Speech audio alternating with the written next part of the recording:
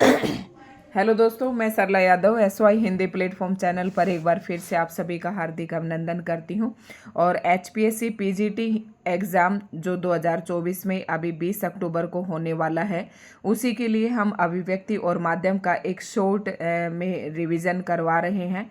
मतलब संक्षिप्त रिवीजन चल रहा है यहाँ पर, लेकिन आपके चैप्टर की एक भी लाइन यहाँ से छूटने वाली नहीं है, क्योंकि जो ये मेरे हैंडमेड नोट्स हैं, ये मैंने चैप्टर की एक एक लाइन पढ़कर ये नोट्स बनाए हैं।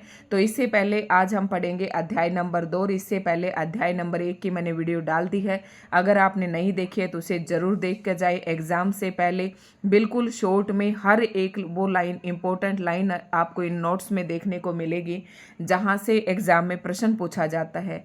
और साथ ही साथ मैंने उन प्रश्नों पर भी फोकस किया है जो पिछली बार एग्ज़ाम में पूछे गए थे। तो शुरुआत करते हैं अध्याय नंबर 2, और अध्याय नंबर 2 का नाम है पत्रकारिता के विविध आयाम। अगर पिछली बार जो HPSC PGT सब्जेक्टिव पेपर आया था उसमें 10 नंबर का प्रश्न आया था कि पत्रकारिता के विविध आयाम कौन कौन से हैं, विस्तार से वर्णन कीजिए। 10 नंबर में पूछा था, इसी चैप्टर के नाम से ही पूछा था। ठीक है, अभी ऑब्जेक्टिव में बताऊंगी मैं आपसे कि किस प्रकार के प्रश्न पूछे थे।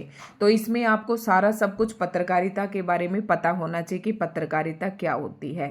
तो एक एक बात को, क्योंकि हम शॉर्ट रिवीजन करवा रहे हैं, ये जो नोट्स हैं आपके सब्जेक्टिव पेपर के लिए भी इम्पोर्टेंट रहने वाले हैं और ऑब्जेक्टिव पेपर के लिए भी। ठीक है, पत्रकारिता का मूल तत्व क्या है? जिज्ञासा है। देखो, जब तक जिज्ञासा नहीं होगी तो किसी भी चीज़ का कोई कुछ होता ही नहीं है। जिज्ञासा नहीं होगी तो आप किसी भी चीज़ को ढूंढने की कोशिश नहीं करेंगे।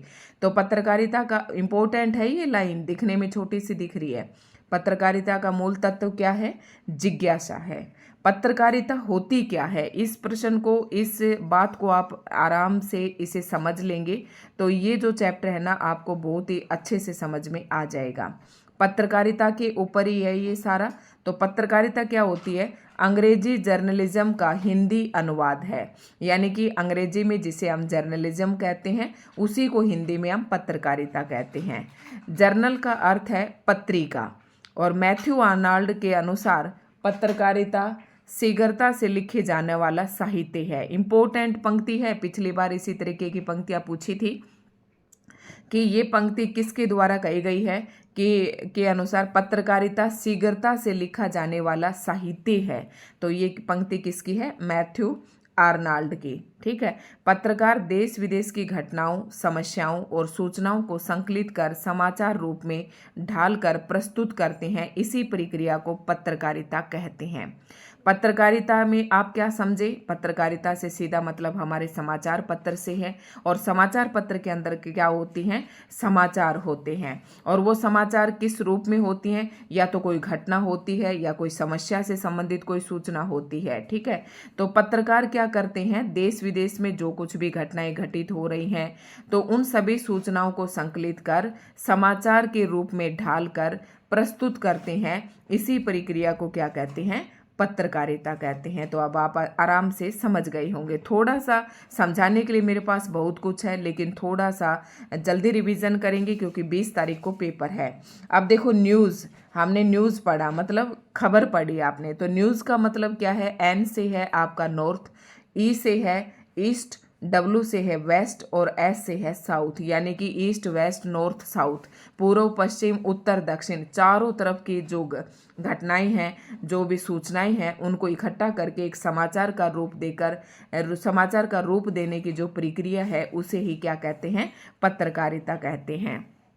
फिर से प्रभाष जोशी ने एक बात कही है पत्रकारिता के लिए कि न्यायपालिका, कार्यपालिका, विधायिका और प्रेस में यदि मैं चौथा खंबा हूँ, तो पत्रकार होने के नाते मेरा अधिकार और कर्तव्य है कि मैं इन 3 खंभों को जज करूँ।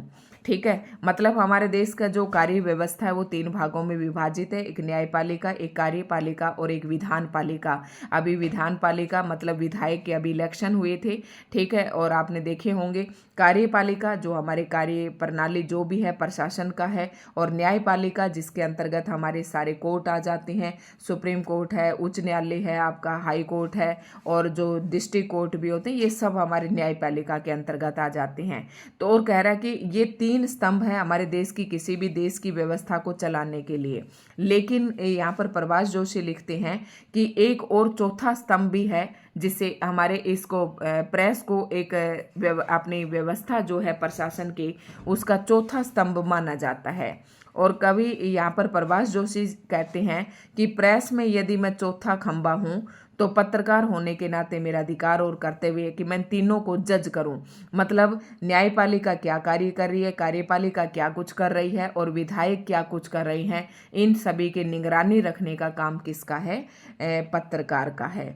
तो ये बात कही है प्रभाष जोशी ने, इम्पोर्टेंट है, ये नोट करके चले। अब बात आता है कि समाचार क्या है।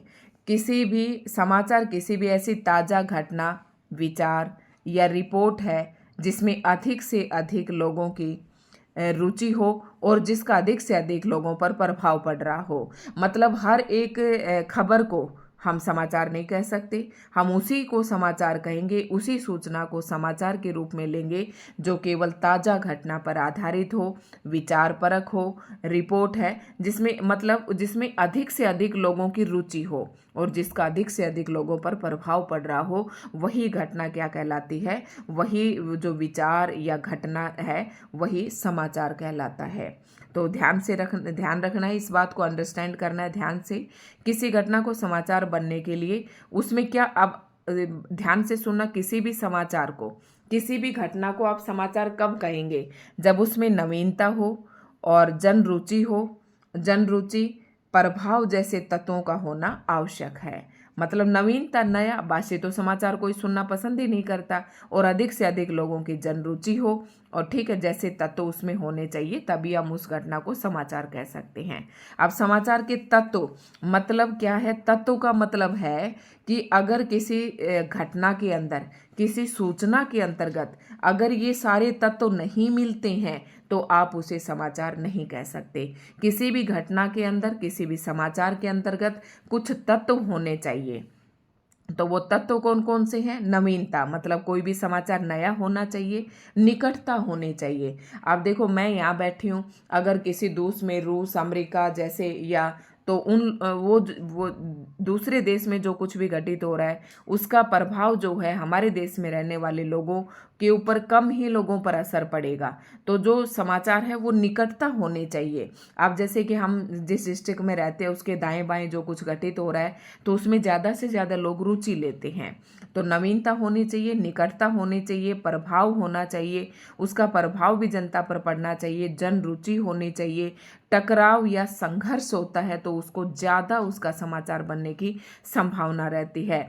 महत्वपूर्ण लोगों से जुड़ी हुई जो खबर होती है उसी को समाचार कहते हैं, और उपयोगी जानकारियां जिस सूचना के अंदर होती हैं वो भी समाचार कहलाता है। और अनोखापन, यानी कि जिस घटना के अंदर नवीनता होगी, निकटता होगी, उसका अधिक से अधिक लोगों पर प्रभाव पड़ेगा, ज़्यादा से ज़्यादा लोगों की जन रुचि होगी, उसमें टकराहट या संघर्ष की भावना संघर्ष होगा, महत्वपूर्ण लोगों से जुड़ी हुई वो घटना होगी, अधिक से अधिक जितनी ज़्यादा उपयोगी होगी और अनोखापन होगा, उसी घटना का समाचार बनने की ज़्यादा संभावना है, उसे ही हम समाचार कह सकते हैं।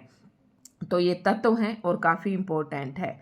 यहाँ पर नवीनता का मतलब है डेडलाइन, यानी कि रात के 12 बजे तक, एक शब्द यहाँ पर आया था।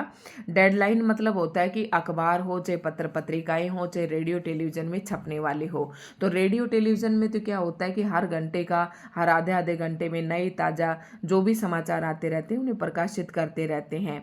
लेकिन समाचार की क्या होती है कि समाचार पत्र की एक डेडलाइन होती है, उसके बाद जो समाचार आता है उसे उस दिन के समाचार पत्र में प्रकाशित नहीं किया जाता है, वो अगले दिन के समाचार पत्र में प्रकाशित होता है।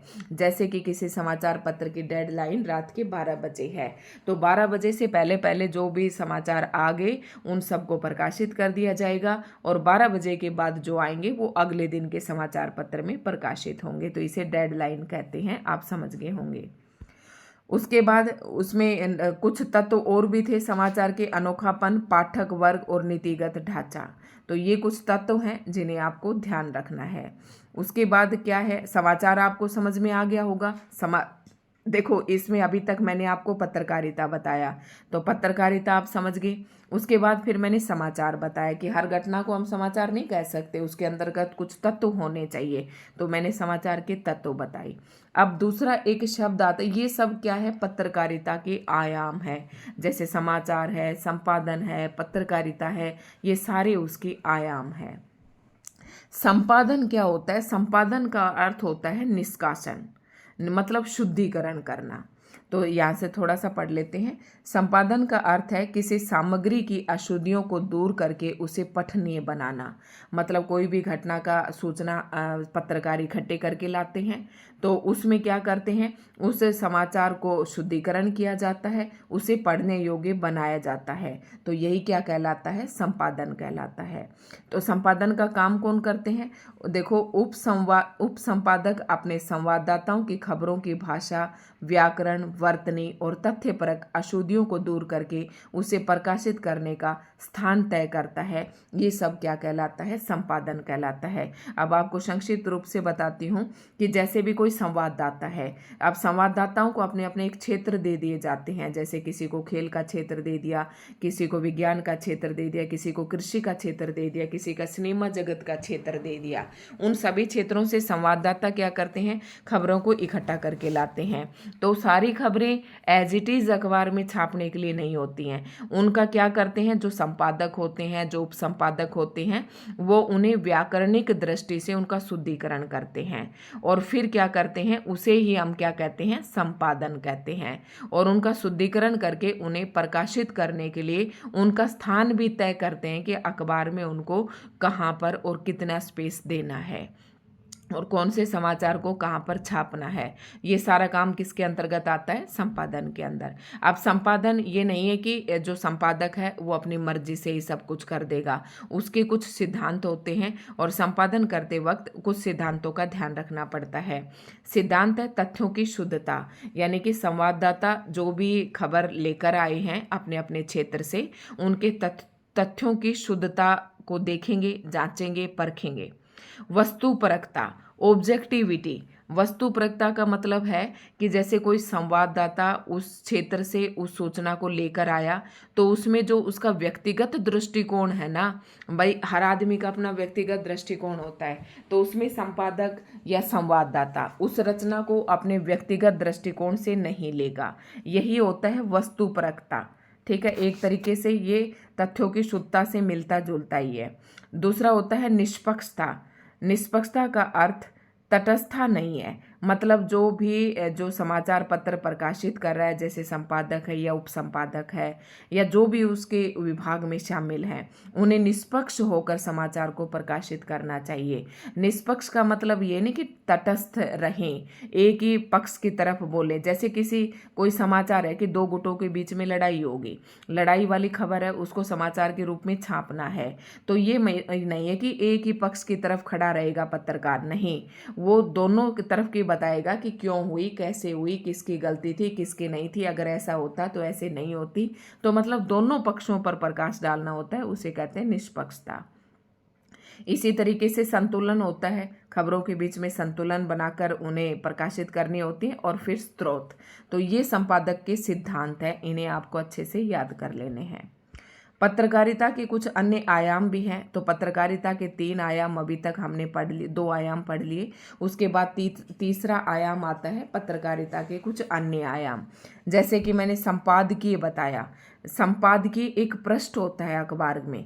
जैसे कि जो अखबार होता है ना, उसका एक पृष्ठ संपादक के लिए होता है, उसे हम संपादकीय पृष्ठ कहते हैं। उसमें सारे संपादक के अपने विचार छपते हैं उसमें।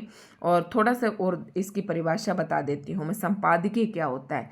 इस पृष्ठ पर संपादक अपनी राय रखता है और विशेषज्ञों के लेख छापे जाते हैं। संपादक के नाम जो पत्र आते हैं वो भी उसी पृष्ठ पर छपते हैं और आम लोगों की जो किसी घटना के ऊपर टिप्पणी होती है, ये सारी चीज़ें संपादकीय पृष्ठ पर छपती हैं। ध्यान रखना, जैसे कि अखबार में 3-4 पेज हैं, तो एक पेज होता है वो ज़्यादातर बीच में होता है, कभी भी अखबार को खोल के देखना। तो एक पेज होता है वो संपादकीय पृष्ठ कहते हैं उसको। और संपादकीय पृष्ठ पर क्या क्या प्रकाशित होते हैं? संपादक की राय, किसी एक विशेष विषय पर संपादक की राय होती है। संपादक के नाम जो जनता की तरफ से पत्र आते हैं वो भी उसी पर छपते हैं। आम लोगों की टिप्पणी भी वहीं पर छपती हैं। और विशेषज्ञों के द्वारा जैसे लेख लिखे जाते हैं, जैसे कोई फीचर है इत्यादि जो लिखे जाते हैं वो भी उसी पृष्ठ पर छापे जाते हैं। फिर क्या है? फोटो पत्रकारिता, कार्टून कोना और रेखांकन।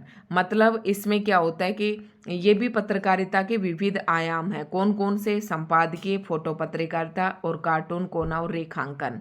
देखो, जब हम कोई भी संपादक है अगर किसी सूचना को समाचार में प्रकाशित करता है तो उसके साथ फोटो भी आजकल डाली जाती है।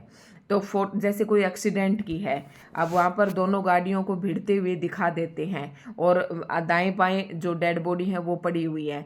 तो एक जो फोटो होती है ना, वो शब्दों से ज़्यादा कुछ कह जाती है। मतलब शब्दों से ज़्यादा हम फोटो से समझ जाते हैं। तो फोटो पत्रकारिता का आज के डिजिटल युग में काफ़ी इम्पोर्टेंस बढ़ी है।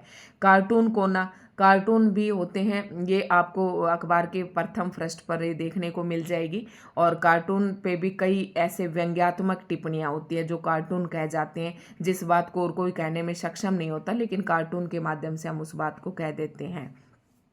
रेखांकन, जो महत्वपूर्ण बात होती है उसको रेखांकित की जाती है। और कार्टोग्राफ, मतलब ग्राफ बनाकर जब आपको दिखाया जाता है, जैसे क्रिकेट का मैच का कोई ग्राफ है, ग्राफ के माध्यम से दिखाते हैं तो आप समझ जाएंगे कि किसके कितना क्या स्कोर था। तो ग्राफ से कोई भी जो सूचना है वो जल्दी समझ में आ जाती है। सब पत्रकारिता के आयाम थे।